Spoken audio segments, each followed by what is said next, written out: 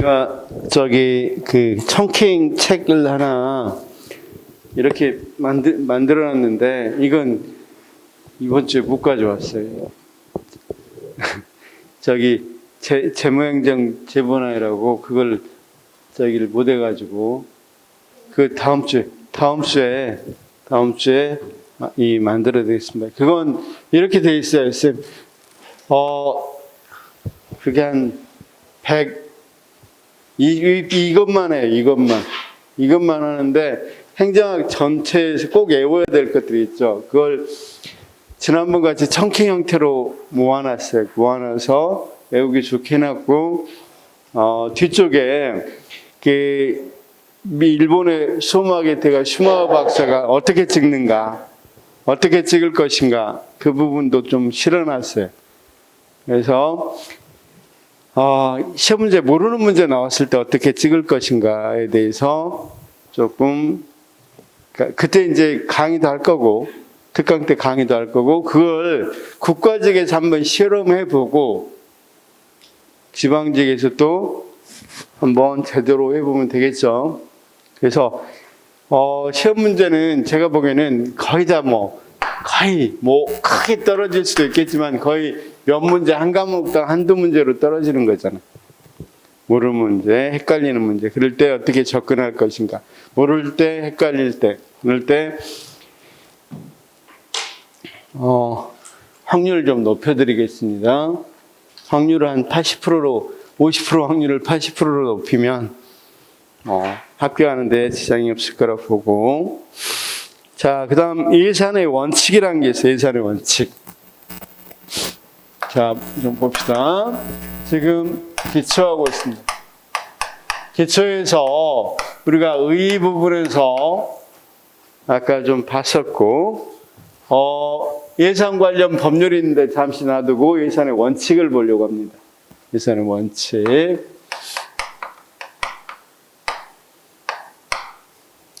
자, 우리가 초두에 처음 재무행정할 때 재무행정에서 가장 큰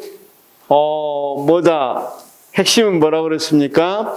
정치적 합리성을 추구할 거냐? 그다음 경제적 합리성을 추구할 것이냐? 이 문제하고 뭘 할 거냐? 통제를 할 거냐? 재량을 할 거냐? 이 문제가 있겠죠? 이 문제가 가장 크다고 그랬죠. 그럼 예산의 원칙은 뭐냐면 자, 항상 이런 이야기 했습니다. 무엇의 원칙, 무엇의 원리 이러면 뭐라고 그랬습니까? 이 원칙을 잘 지키면 앞에 것이 잘 된다. 그러면 재무행정의 원칙 그러면 이 원칙을 잘 지키면 뭐가 잘 된다? 돈 관리를 잘할 수 있다. 다시요. 이 원칙이나 원리를 잘 지키면 뭘 잘할 수 있다? 재무행정의 원칙 그러면 재무행정을 잘할 수 있다. 즉 돈 관리를 잘할 수 있다 이 말이에요. 그러면 이 원칙에는 그런데 옛날 원칙하고 현대 원칙이 조금 차이가 있어요. 옛날 원칙은 어떤 거 위주로? 통제 위주의 원칙이 있단 말이에요. 이 원칙을 전통적 원칙이라고 그래요. 자, 거기 통제 위주의 원칙을 한번 볼까요? 거기 전통적 예산 원칙 이렇게 돼 있죠. 5페이지. 그 다음 현대적 예산 원칙 스미스 이렇게 돼 있죠. 자, 그래서 전통적 원칙은 통제지향적이다. 그런데 현대적 예산 원칙은 재량을 강조하는 거죠. 관료들 행정부의 재량을 강조합니다. 자, 그래서 이제 그 말을 신축성 및 관리지향이라는 표현을 씁니다. 그러면 먼저 자, 전통적 원칙부터 이야기하면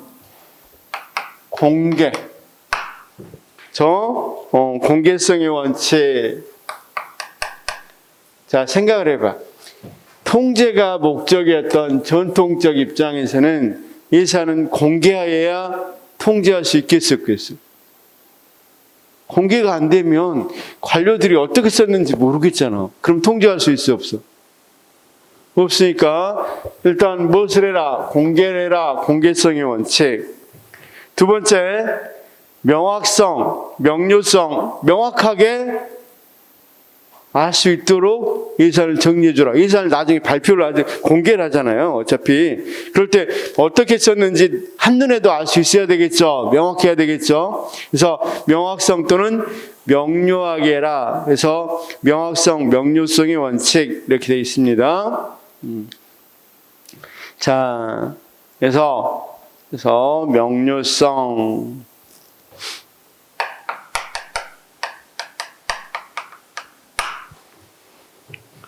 그 다음 예산은 마음대로 사후회하지 말고 사전에 먼저 국민의 대표기관 국회가 해준 대 의결해 준 대로 써라. 이게 나오겠죠. 사전 의결의 원칙.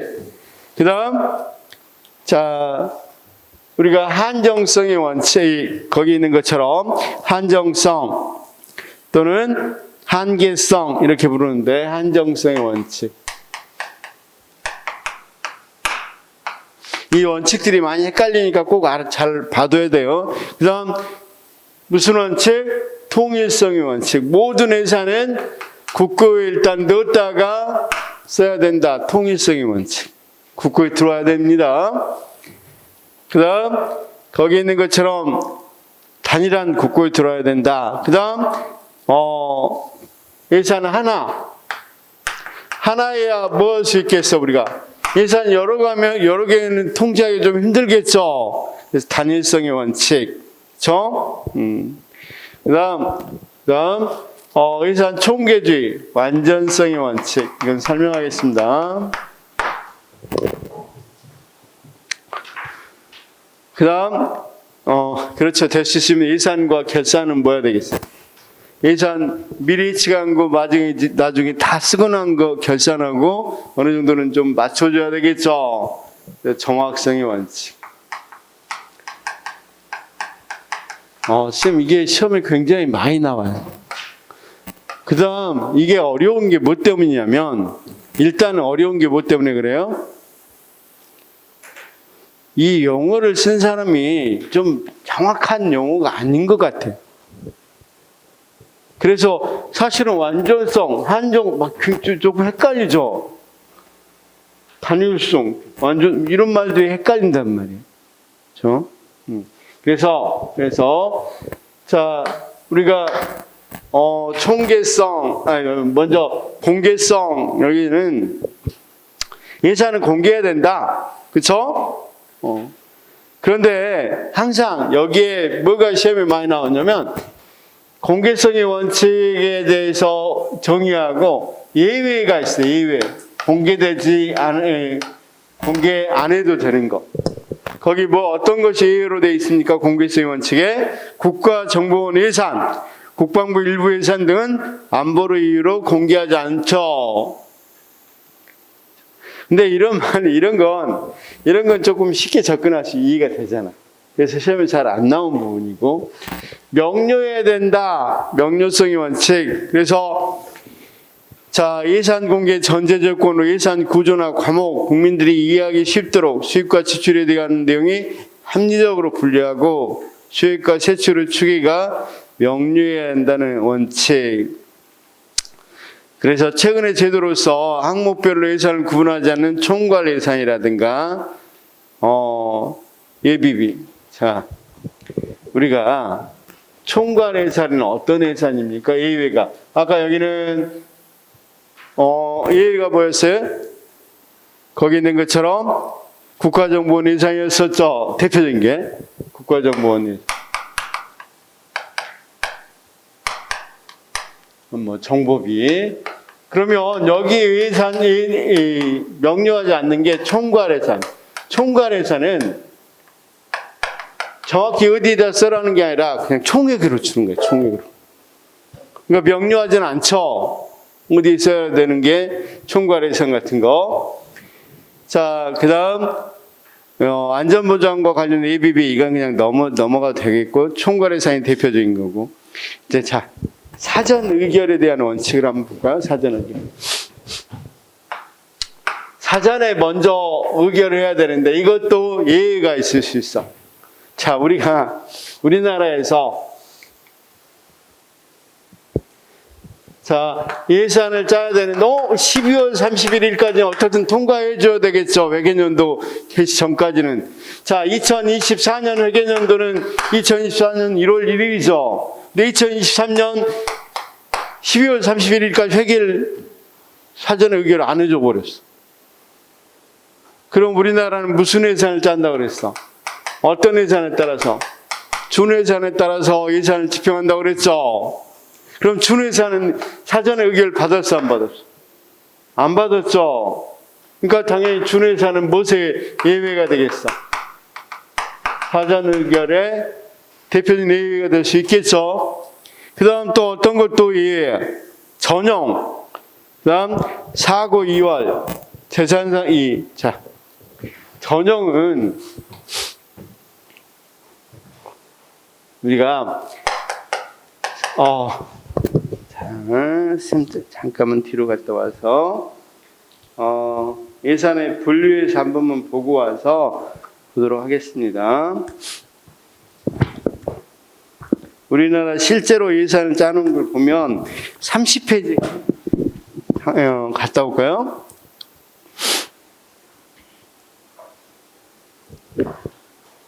(30페이지) 거기 실제로 우리 문화관광부 예산입니다. 문화관광체육부 예산 30페이지 거기 표 있죠. 중간 부분에 입법 과목, 행정 과목이 있죠. 그러면 입법 과목은 뭡니까? 장관 항이고 행정 과목은 뭐 세양, 세세양, 목, 세목 이렇게 돼 있죠. 항하고 목이죠. 그러면 무슨 말이냐면 자, 먼저 세양 부분이나 세세양 부분에서 이를테면 이런 거야. 종교 문화 활동 및 보존 지원에 대한 예산이 남았어. 예산을 어디에다 쓰는 경우냐면 콘텐츠 사업 진흥 환경 조성에다가 사용하는 경우를 뭐라 그래? 전용이라고. 원래는 정해준 데다 써야 되겠죠. 그런데 그걸 뭘로 하는가? 특별한 사유가 발생하면 바꾸는 걸 말합니다. 이를테면 목 부분으로 갈까요? 인건비에 써야 될 거 어디에 쓰는가? 운영비에 쓰는 거. 운영비에 써야 될 걸 어디에 쓰는 거? 여비로 쓰는 거. 이런 것들은 다 뭐가 되겠어?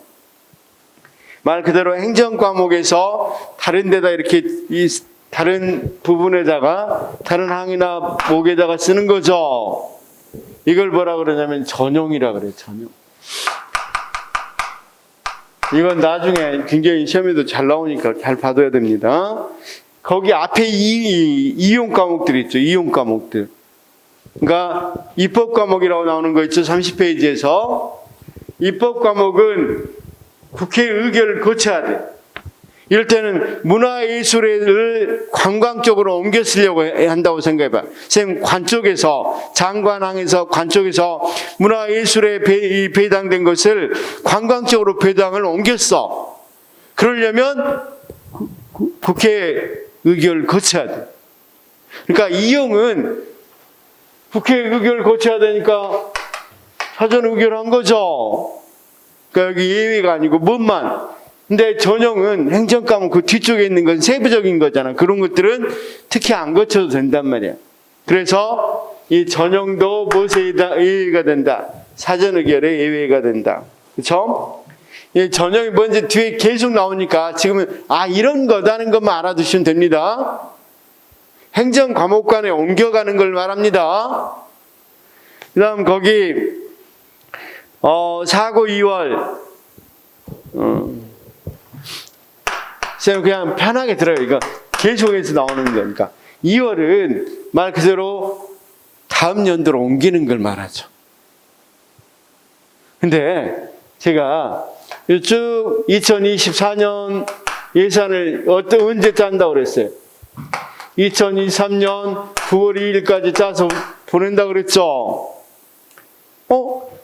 2024년도에 하려고 했는데 사유를 보니까 안 될 것 같아. 2024년은.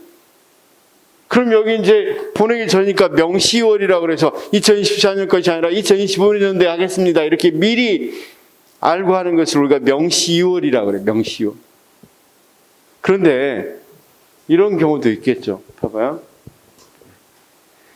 2024년 예산을 쭉 쓰고 있는데, 우리가, 여기 봅시다.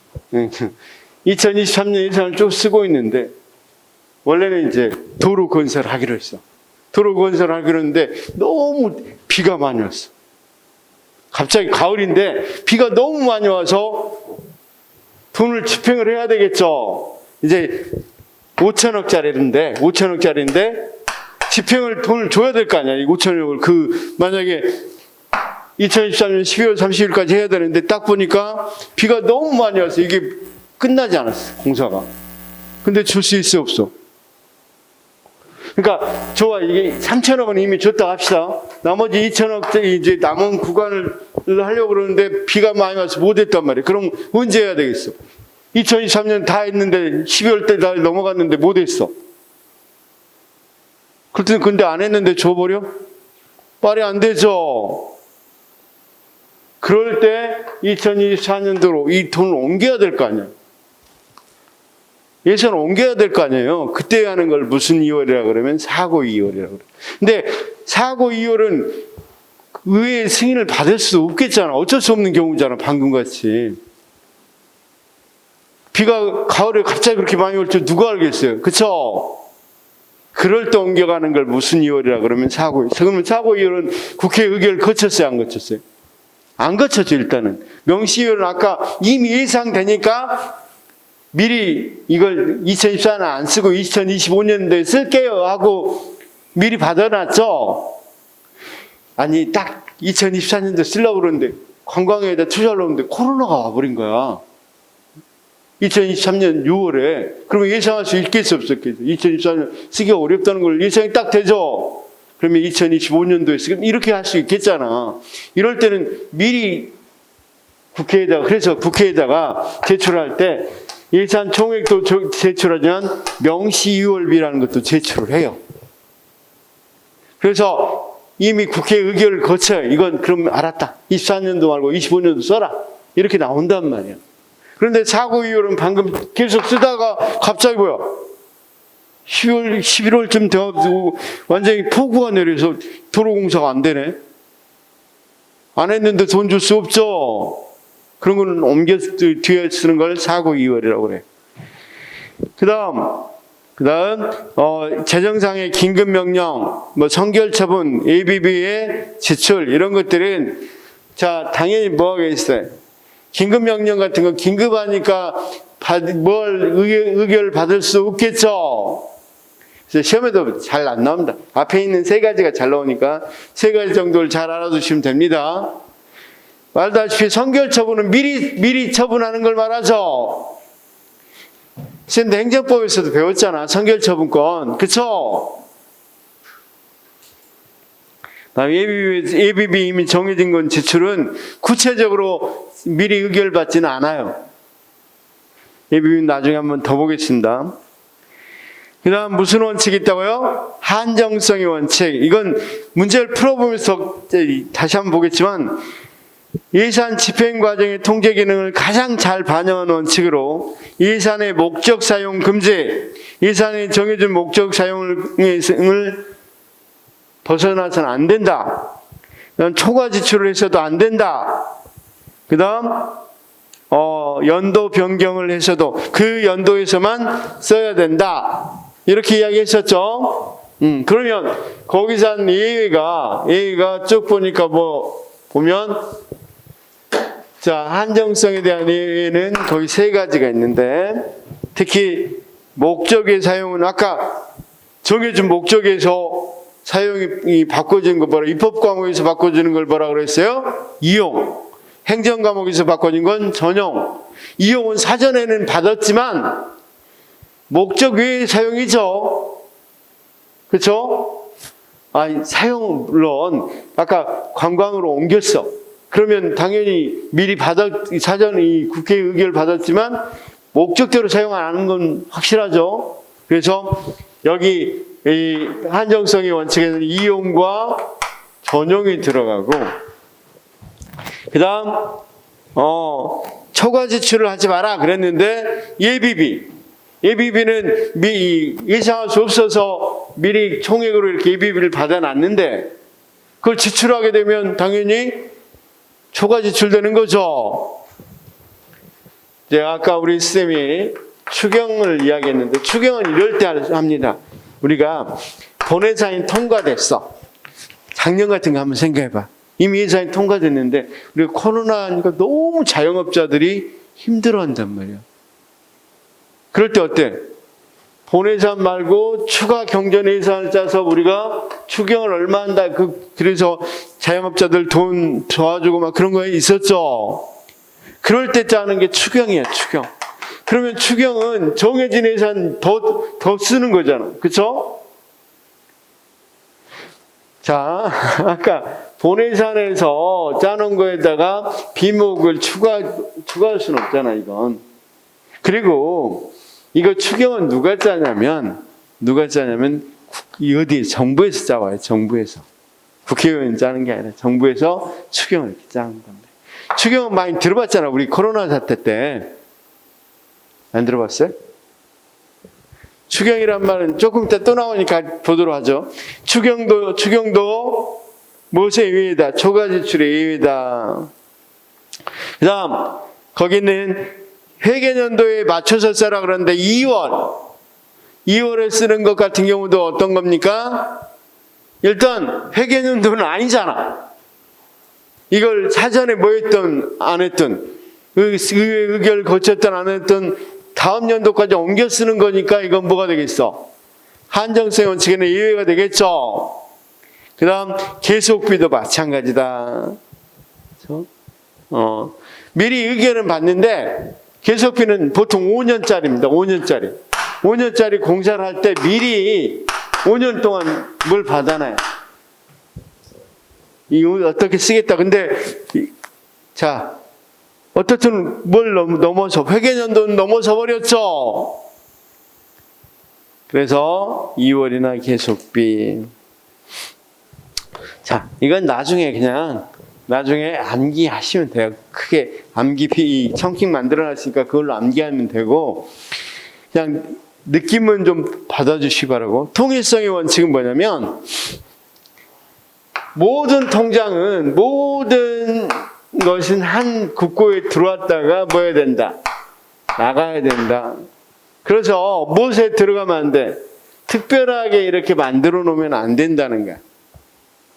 쉽게 해서 아까 주은행인 하나은행이다. 그러면 모든 돈은 다 어디에 들어왔다가 하나은행에 들어왔다가 나가야지.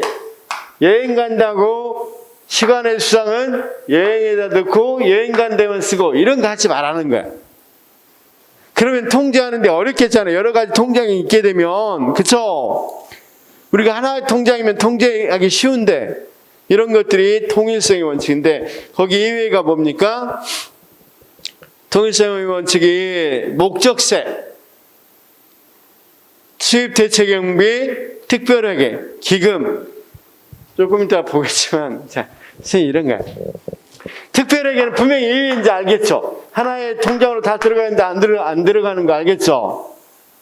그렇죠? 그러면 거기 목적세는 뭐냐면 세금 자체가 교육세, 이건 목적세인데 교육을 위해서 세금을 쓰도록 되어 있는 걸 뭐라 그래? 그렇죠. 이런 목적세는 그러면 목적세는 교육에만 쓰는 거니까 말 그대로 따로 돈 관리해서 쓰겠다는 거죠. 그래서 그것도 뭐가 된다? 통일성의 원칙이 예외가 되고 수입대체 경비는 뭐냐면요. 자, 선생님 여권 발급. 자, 봐봐. 미 대사관에서 여권 발급하는데 4만 원 정도 만약에 들었다 해봐. 근데 이걸 우리나라 국고로 옮겨야 되겠죠? 그래서 여기서 또 나가야 되겠죠? 귀찮잖아. 그냥 그 받은 4만 원 또 다른 여권 하려면 여권 사진 제작할라 책 칼라 넣을라 이런 거 재료 들라 이런 것들이 있죠. 거기다 그냥 써라. 여기서 다시 본국으로 보내서 뭐 하지 말고 국고에 넣지 말고 거기서 그 돈으로 그냥 써라. 이렇게 되는 게 수입대체 경비예요. 무슨 말인지 알겠죠? 이건 뭐다? 왜냐하면 국고에 안 들어오잖아. 자, 보통 우리가 회계를 짤 때, 대출 회계를 짤 때, 아까 일반 생활비를 짤 때 할 때는 일반 회계를 짠다고 그랬죠? 우리 지금 여행 즐기니까, 여기는 우리은행이 했습니다. 신한은행에서 뭐 했어? 아까 시간의 수당은 따로 모아서 여행 경비로만 적립한다고 그랬죠? 특별하게. 그런데 이럴 수도 있겠죠. 부모님들 이 특별한 날에 선물 사주기 위해서 따로 돈 모은 경우도 있어 봤었죠. 없었습니까? 만약에 부모님이 지금 한갑이 곧 돌아오셔. 그럼 어때? 부모님 특별 선물을 하기 위해서, 부모님 선물을 위해서 또 여기다 이제 농협을 합시다. 농협 통장은 부모님 선물 들어온 거야. 근데 이건 부모님 선물이니까 여기에서 모아둔 걸 이쪽으로 보낼 수도 있겠고, 그렇죠? 또는 자기 혼자만 하는 게 아니라 출연금까지 받아. 이를테면 동생이랑 형제들 모아서 할 수도 있으니까 동생들도 도와준 걸 여기다가 농협을 따로 관리해서 부모님 환갑 때 쓰기 위해서 하는 거, 이런 것들이 일종의 기금이야. 특별하게 굉장히 비싸죠. 그런데 기금은 굉장히 좀 지속성이 있는 거야. 방금 그리고 출연금 같은 걸로 주로 많이 활용을 해. 여기 기금을 조성을 해. 실제로는 공무원 연금이야. 공무원 연금 같은 건 기금으로 해. 나중에 한번 보도록 하겠습니다. 그건 뒤에 또 나오니까. 그러면 여기 이 기금도 방금 봐봐. 기금도 여기에 모든 돈은 여기에 들어가야 된다고 그랬는데, 특별하게 땅은 여기 특별하게 땅 우리 은행으로 신한은행으로 들어갔죠. 또 여기는 특별하게 농협으로 들어갔죠. 이런 것들은 다 어떤 것에 대한 예외가 있어. 통일성에 대한 원칙에 예외되겠죠. 그다음 거기 단일성의 원칙은 거기 뭐라고 되어 있습니까? 하나로만 해라. 그러면 예산은 본회사만 있어야 되고 회계는 일반 회계만 있어야 되는데, 당연히 본회사 말고도 무슨 예산이 있었어? 아까 추가 경정 예산 있었죠. 그다음 나가는 것도 하나만 나가. 일반 회계 통장도 하나만 있어야 되는데 다른 통장이 있을 수 있었죠. 특별회계하고 기금. 그래서 단일성의 원칙은 딱 세 가지가 예외야. 그냥 추가 경정, 그다음 특별하게, 그다음 기금. 무슨 말씀인지 알겠죠? 이건 문제 풀어보면 더 확실하게 좀 더 알 수 있어요. 계속 반복해 보면. 그다음 예산 총계주의 원칙, 완전성의 원칙의 예외다. 예산은 어떻게 해야 된다? 모든 세입과 세출은 예산에 명시적으로 나열돼야 되고, 예산에서 빠지면 안 돼. 모든 것은 다 어디로 들어야 돼? 예산으로 들어야 된단 말이에요. 그렇죠? 그래서 모든 것을 나타낼 수 있어야 되는데, 그래서 순기 예산을 사용하면 안 된다. 그렇죠? 자, 그래서 모든 예산은 어디에, 이런 것들이 좀 어려워요. 사실은 예산 총계주의 이런 것들이 좀 어려워요. 사실 이거하고 조금 이건 반대되지만 조금 헷갈려하는 사람이 많이 있는데, 예산 총계주의는 무엇에 들어야 된다? 거기 같이 모든 세입과 세출은 명시적으로 나열돼 있어서 빠지면 안 된다. 그렇죠? 자, 거기 밑에 이 예를 보니까 먼저 어떤 게 있어요? 모든 세입 세출에 다 넣으라고 그랬는데, 수입 대체 경비의 초과 수입. 아까 수입 대체 경비 있었죠? 자, 다시 한번 봐봐. 여기 봐봐. 수입 대체 경비니까, 이여권을 발급하는데 4만원 좀 그러나? 4만원 아니다 합시다. 근데 실제로 이 재료값으로 드는 건 3만원이야. 그럼 10,000원 남잖아. 근데 10,000원 남으면 10,000원 어디로 와야 돼? 이쪽으로 예산으로 이야기 돼야 되는데, 그건 예산이 기입 안 합니다. 초과를 이렇게 남은 거. 그 다음, 현물로 출자를 하거나 전대차관, 현물 출자는 우리가 뭘로 하는 거? 말 그대로 돈으로 하는 게 아니라 현물로. 우리나라 뭐, 어떤 거, 우리나라 뭘로, 일단 곡물로 출자를 한다든가 이런 것들을 할 때 또는 그럴 때는 예산에 넣지 않는단 말이에요. 여기 봐봐요. 전대차관이라는 거, 이런 거야. 봐봐. 대한항공에서, 뭡니까? 홍콩 상하이 은행, SC뱅크, 거기 HS뱅크에다가 돈을 빌리려고. 대한항공이 돈이 없으니까. 근데 홍콩 상하이 은행 같은 데서 빌려주겠어, 안 빌려줘? 이거 좀 위험한데? 지금 대한항공이 어려움을 겪으니까 조금 빌리려고 한단 말이야. 우리나라에서도 빌려도 되겠지만 외국에서 빌려서 이렇게 하려고 하는데 안 빌려줘. 그럼 어떻게 해야 돼? 우리나라 기획재정부 장관이 자기가 쉽게 해서 보증 비싼 걸 쓰는 거야. 자기가 빌리는 거야. 자기가 전대차관, 자기가 빌려. 그리고 누구에게 주는 거야? 대한항공에 주는 거야. 그 예산에다 안 넣어. 왜 안 넣냐? 그래서 이거 만약에 20억을 빌렸으면 20억 굉장히 큰 돈인데 왜 안 넣냐? 그러면 사실은 누가 이미 갚아야 될 돈이야. 대한항공이 갚아야 될 돈이고 그 정도로 보증을 서주면 국가에서는 거기에 해당하는 뭐라 그러지? 담보를 당연히 뭐 하겠어? 갖고 있겠죠? 대신 내가 빌려주는 거야. 그럼 그 사람한테 대한항공 비행기라도 내 담보를 잡겠어, 안 잡겠어? 너 못 갚은 비행기 나 줘? 이렇게 하겠죠? 이게 전대차관인데 이건 예산에 안 들어가. 그렇죠?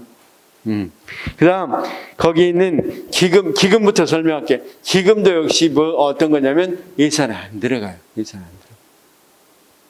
예산에 안 들어가. 나중에, 이건 기금은 예산 외로 운영합니다. 근데 여기는 모든 걸 예산에 넣으라 그랬는데 예산에는 일반회계하고 특별회계밖에 없습니다. 그러다 보니까 예산에 안 들어갔으니까 당연히 이거 기금은 총계주의 예외가 되겠죠. 순계예산은 뭘 말하냐면, 우리가 일반회계하고 특별회계가 있다고 그랬죠.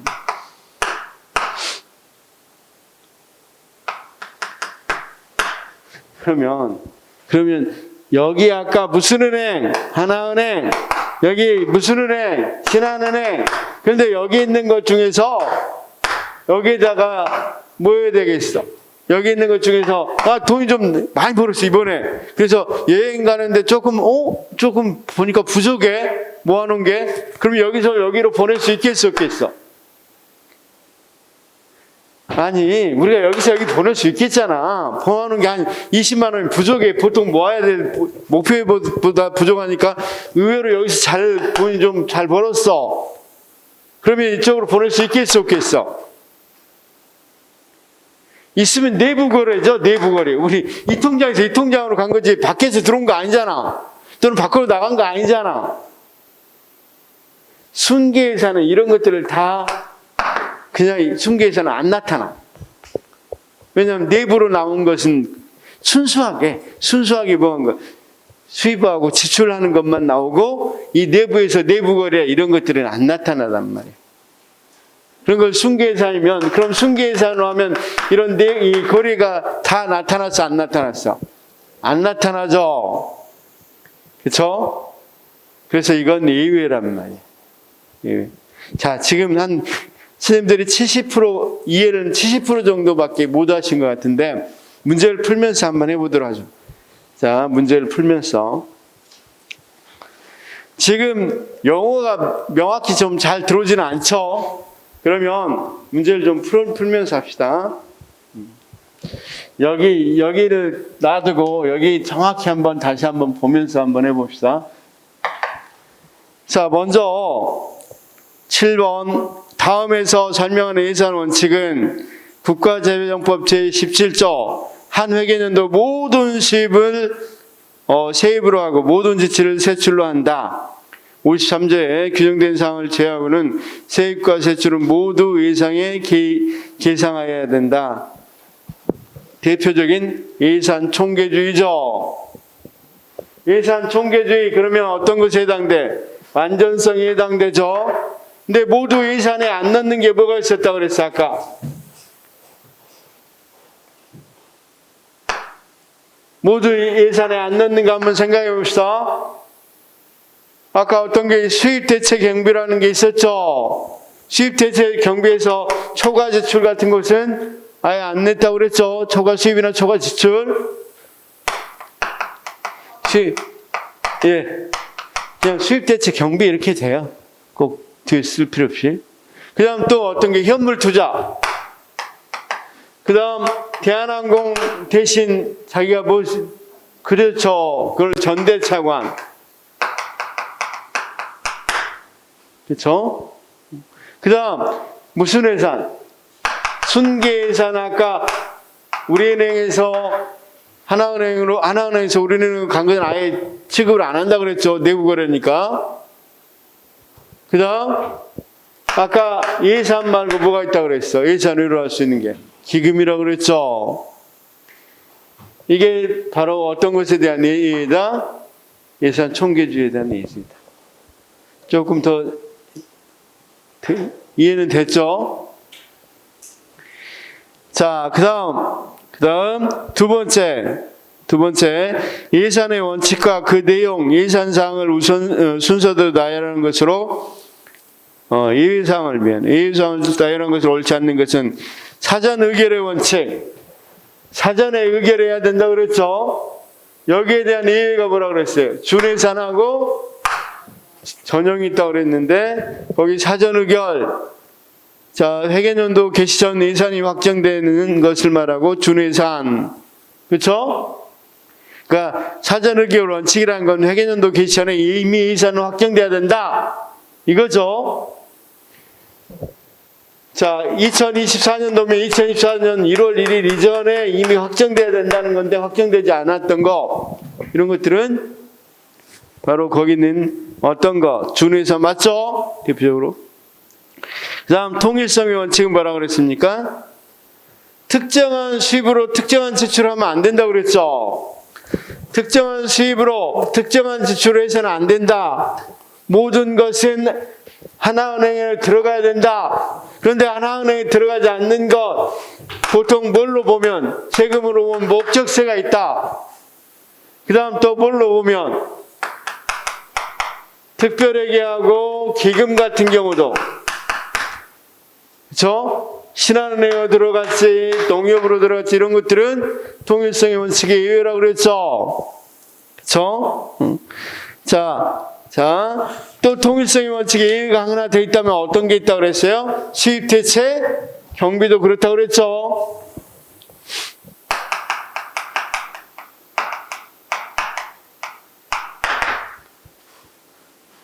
그러니까 우리 시험 볼 때는 이런 것들은 앞자만 따서 외워도 돼요. 앞자만 따서 외워도 당연히 어떤 거 통을 놓고 통목, 특기, 수 뭐 이런 식으로 외우셔도 된단 말이에요. 그 다음 세 번째 단일성의 원칙. 단일성의 원칙 이거 기억해. 단일성의 원칙은 예산은 무슨 예산만 있어야 되고 본예산만 있어야 되고 회계는 무슨 회계만 있어야 되고 일반 회계만 있어야 되고. 그러면 본예산 말고도 뭐가 있어? 추가 경전예산 있죠.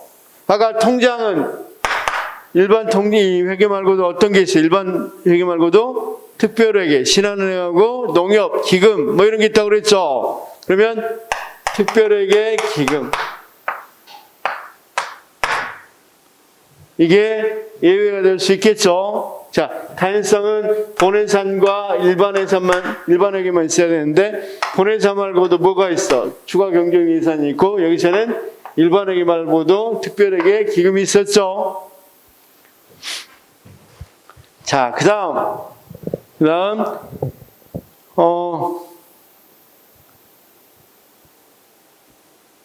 통일성. 그다음 단일성 원칙은 이건 틀렸죠. 그럼 3번 틀렸죠?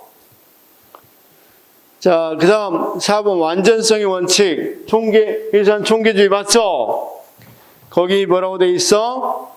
전대차관 맞죠? 자, 완전성은 아까 다시 설명했지만 완전성은 예산 모든 걸 뭐 해야 된다? 나타나도록 해줘야 된다. 그래서 예산 총계주의라고 그러고, 자, 예산 총계주의가 있다면 뭐가 있다고 그랬어? 우리가 예산 총계주의는 잘 봐두시기 바라는데, 아까 수입대체경비, 그렇게만 해도 돼요, 수입대체경비. 그쵸? 그 다음 전대차관, 그 다음 현물투자, 그 다음 순계, 그 다음 기금, 이런 게 있다고 그랬죠? 셈이 한 두세 번만 해보면 금방 또 익숙해지니까 해보시면 돼.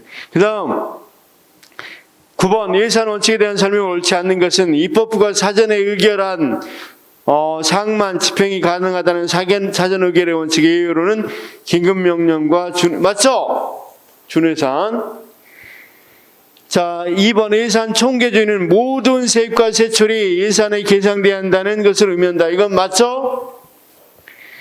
3번 정부가 특정 수입과 특정 지출을 직접 연계해서는 안 된다는 것은 통일성의 원칙이죠. 자, 특정 목적과 특정 지출을 연계시켜서는 안 된다는 건 통일성의 원칙이라고 그랬죠.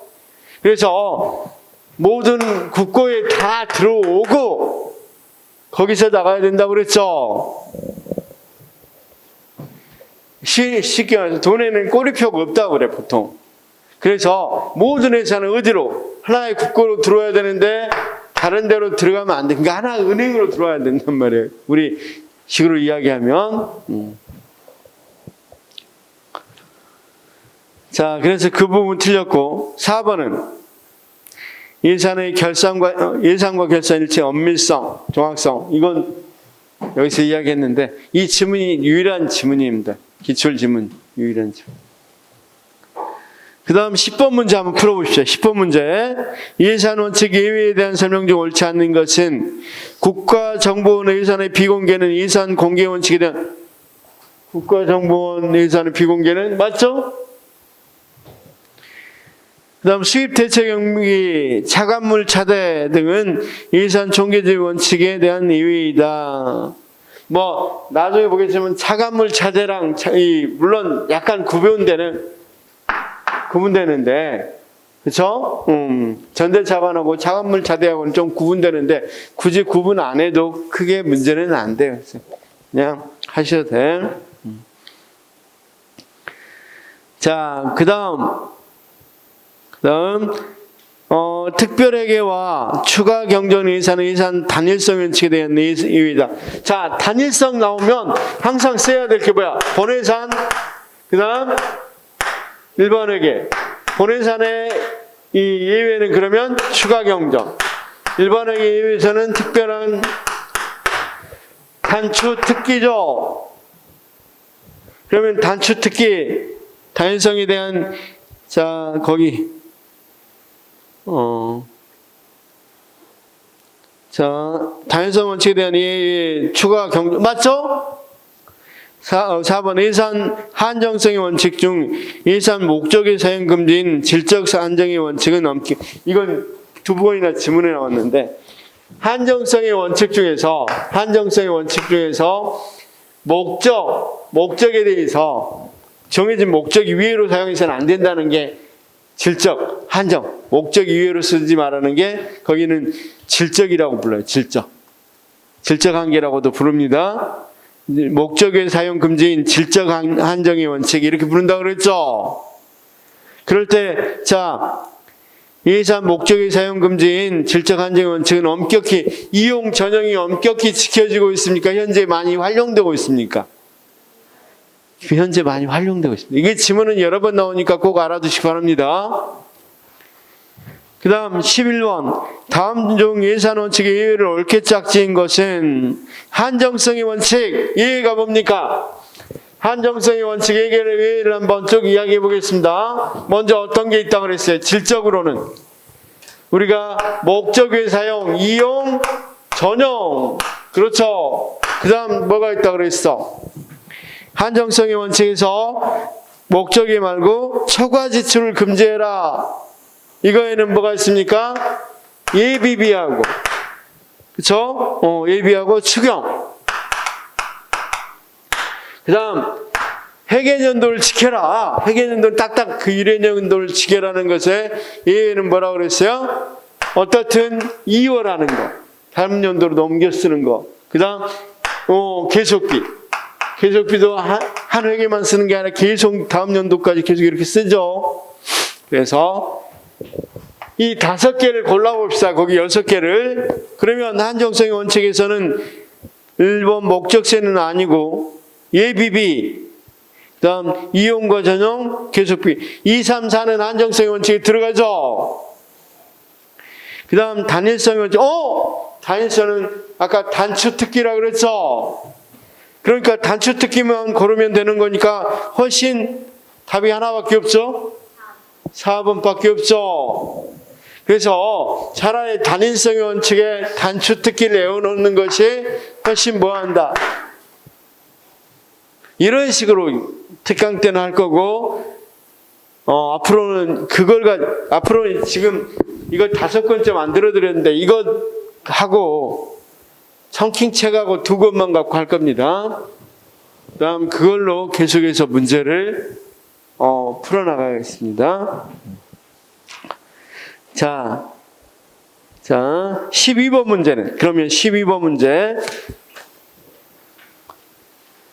자, 한 회계연도에 모든 수입을 세입을 하고 모든 지출을 세출, 이거 어디서 많이 봤는데, 박스 속은 어떤 것에 해당돼? 박스 속은. 박스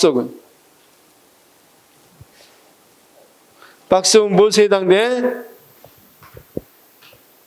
아까 박스 내용은 예산 총계주의 아까 몇 번 문제하고 똑같아요. 박스 속은 7번 문제하고 똑같죠. 자, 이 문제는 조금 더 난이도가 있는 문제인데, 자 봐봐요. 1번 수입 대체 경비. 그러면 예외를 물어봤으니까 옳지 않는 거. 아까 수입 대체 경비, 그 다음 현물 투자, 전대 차관 다 나왔죠? 1번은 수입 대체 경비 나왔죠? 2번은 뭘로 나왔어? 현물 출자로 나왔죠? 3번은 전대 차관이죠. 외국에 차관을 할 때. 그쵸? 도입하에 전대하는 경우는 우리가 전대 차관이라고 그랬잖아. 그러면 4번 출연금이 국가연구개발의 개발성과를 사용에 따른 대가를 사용하는 경우는 이를 세입세출로 예로 처리할 수 있다. 출연금 문제는 우리가 예로 이야기했지 않았어? 이야기해 본 적이 없죠. 한정성 원칙에서. 사실은 2014년까지는 이것도 예외였어요. 그런데 그것을 없애버렸어요. 그럼 출연금 문제는 반드시 이제 뭐 해야 돼? 여기에 들어가야 된단 말이야. 여기다 표시를 해야 된단 말이야. 그냥 예산을 표시 안 하고 쓸 수는 없단 말이야. 사실 이 총계주의는 예산을 표시 안 하고 쓰는 거야. 예산을 표시가 안 돼. 아까 자 봐봐. 지금 봐봐. 하나은행이 주은행이었죠. 근데 제가 신한은행도 갖고 있다고 그랬죠. 근데 하나은행에 있는 걸 신한은행 쪽으로 옮기는 거, 이건 내부 거래지 돈 번 거 아니잖아. 내 통장에서 이 통장으로 간 거잖아. 이런 건 묻지도 따지도 않고 이런 것들은 나의 체크 안 한 게 순계주의니까. 순계주의는 이 사항이 나타나 있겠어 안 나타나있어. 순계주의라고 예산을 짜놓으면. 이런 건 무시해버려. 내부 거래는 무시하고 순수하게 외부에서 들어온 돈하고 나간 돈만 한단 말이야. 그래서 이런 것들은 표시가 되겠어 안 되겠어? 예산에 표시가 되겠어 안 되겠어? 안 되겠죠. 이런 것들 없이 다 표시돼야 되고, 아까 전대차관도 아까 예산에 안 넣는다니까. 내가 못 썼다는 걸 예산에서는 몰라. 예산 그걸로 봐서는. 내가 아까 대한항공 보증서 준 것보다는 내가 대한항공을 대신해서 빌렸다는 것은 어디 예산에 안 나타나. 이런 것들을 예외라고 그래요. 예산. 모든 것은 예산에 나타나야 되는데 모든 것은 다 나타나야 된다고 돼 있잖아요. 예산에. 이런 건 안 나타나. 왜? 반값이 예외상으로 안 써도 된다고 해놨으니까. 무슨 말씀인지 아시겠죠? 기금도 예산으로는 안 나타난다니까. 그래서 이런 것들은 총계주의 예산의 예외다 이렇게 얘기해요. 여기까지 이해가 돼야 되는데 우리 쌤. 그 다음 13번은 선생님들이 한번 맞춰보십시오. 13번. 예산 원칙에 대한 설명 중 가장 옳은 것은 1번 정부가 특정 수익과 특정 지출을 직접 연계해서는 안 된다는 특정 수익과 특정 지출을 직접 연계해서는 안 된다는 게 뭡니까? 통일성이죠. 자, 일단 거기서부터 틀렸으니까 뒤에는 당연히 틀렸겠죠. 그 다음 특별회계는 단일성에 대한 예외이고 목적세는 공개성. 목적세도 공개하잖아. 그렇죠? 공개성에 대한 예외는 국가정보원 예산일 거고. 그러니까 여기서는 뭐가 틀렸어? 앞에 특별회계는 단일성 원칙에 대한 예외 맞네. 단추 특기니까. 근데 목적세는 통일성에 대한 예외죠. 3번 예산 한정성의 원칙 중 예산 목적의 사용 금지인 질적 한정의 원칙은 이건 아까 지문 나왔다고 그랬죠? 엄격히 지켜지고 있는 게 아니라고 그랬고 4번 준예산 제도는 사전 의결 원칙에 대한 예의이고 예산의 이용은 한계성, 아까 한계성은 한정성이니까 한정성에 대한 예외로 이용 것은 맞죠? 자 14번 자원 관리의 효율성과 계획성을 강조한 현대적 예산 제도의 원칙에 해당하는 이제 현대적 예산 원칙인데 그거 풀기 전에 15번 풀고 현대적 예산 원칙을 좀 보겠습니다. 15번은 답이 몇 번이야, 쌤? 옳게 묶인 거.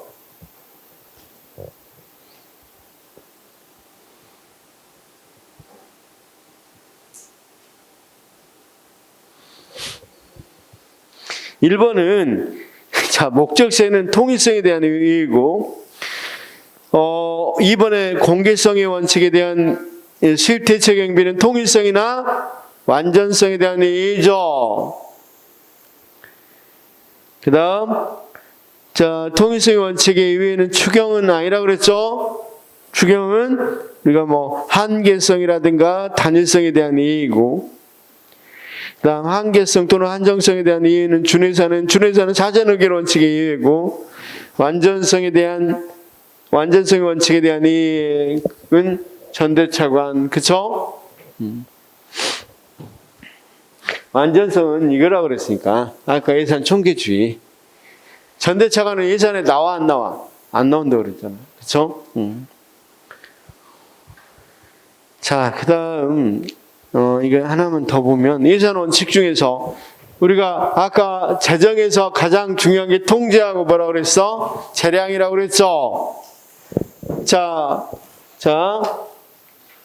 재무행정에서 중요한 게 이제 이 원칙들은 주로 옛날 전통적 원칙으로 통제가 뭐가 된다. 주 원칙이 된다면 통제를 주로 강조했다면 이제 재량 현대로 오면 올수록 너무 통제하다 보니까 효율적으로 예산 사용할 수 없어. 너무 세세하게 결정해 주다 보니까. 그래서 뭘로 한다? 그렇죠. 이제 좀, 니네들 조금 여유 있게, 그때 상황에 맞게 조금 모아도록 해라. 재량을 갖고 써라. 이게 행정부의 원칙. 행정부의 원칙에서 거기 넘겨보니까 자, 현대적 예산 원칙에서 행정부 위의 원칙에서 여러 가지가 있죠. 이 원칙은 고맙게도 하나하나 나오질 않아요. 그냥 전통적 원칙하고 비교해서만 나와요. 주로. 하나하나 알아두는 건 한 번만 읽어보면 되는 정도고 자, 그래서 14번 한번 볼까요? 자원관리의 효율성과 계획성을 강조한 현대적 예산제도 원칙에 해당하지 않는 것은 당연히 전통적 원칙만 고르면 되겠죠? 무슨 원리? 공개의 원칙. 그 다음 16번. 다음 중 행정부 우위의 예산제도는 모두 몇 개인가? 물론 문제는 좀 그렇지만 보니까 통일성, 사전의결, 한정성, 사업계획 한정성, 단일성. 이건 뭡니까? 전통적이죠. 나머지 3개네 그럼. 그쵸? 이렇게만 시험에 나오니까 행정부의 원칙 굳이 자세히 알아둘 필요가 없죠.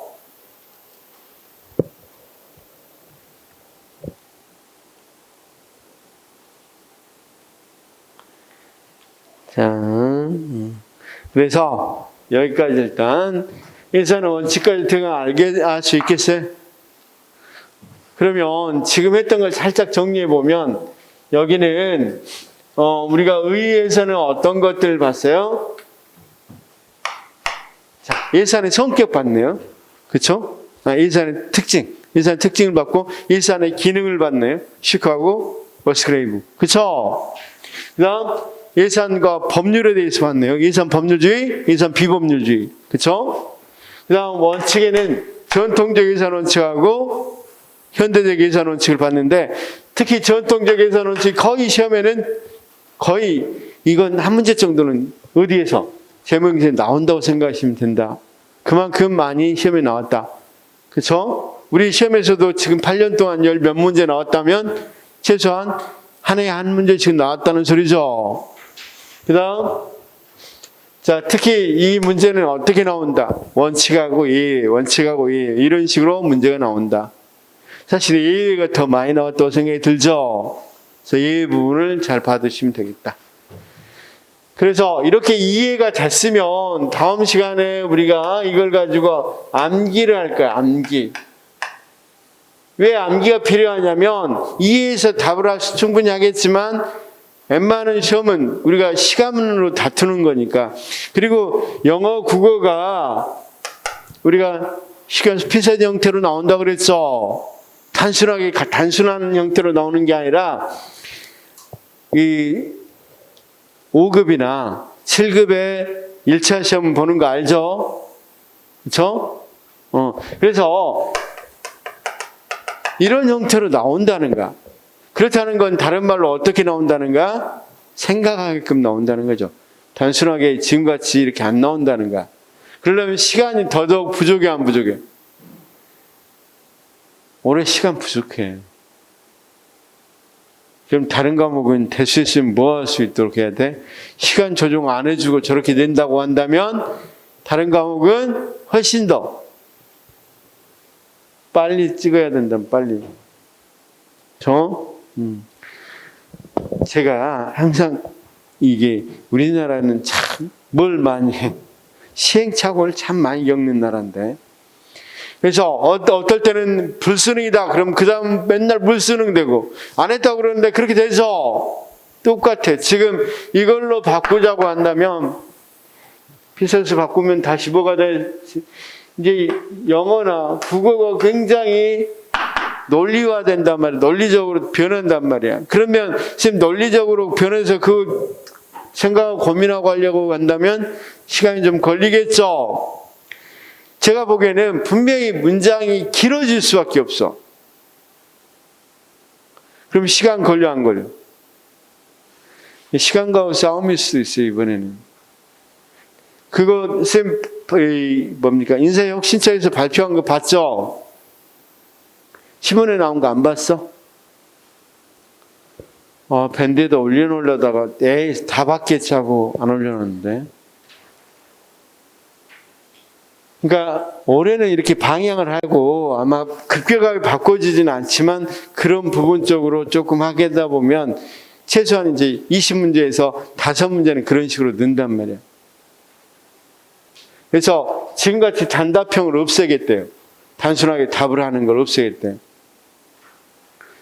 예, 그럼 바보고 그럼 시간을 좀 더 주든지 그런 거 없이 없앤다면 시간 부족으로 상당히 힘들 거란 말이에요. 그래서 다른 과목 행정법도 어려운데 그런 식으로 해버리면 시간과 싸움이란 말이에요. 얼마나 빨리빨리 캐치하느냐가 굉장히 중요하단 말이에요. 그냥 그래서 단일성 그래 하나의 뭐 이렇게 생각하는 것보다 단추 특기에서 그냥 빡 찾는 게 훨씬 더 빠르단 말이에요. 무슨 말인지 알겠죠? 알았습니다. 좀 쉬었다가 뒤에 조금 이제 여기 나왔으니까 이거 조금만 보고 우리가 예산의 유형과 분류로 넘어가도록 하겠습니다.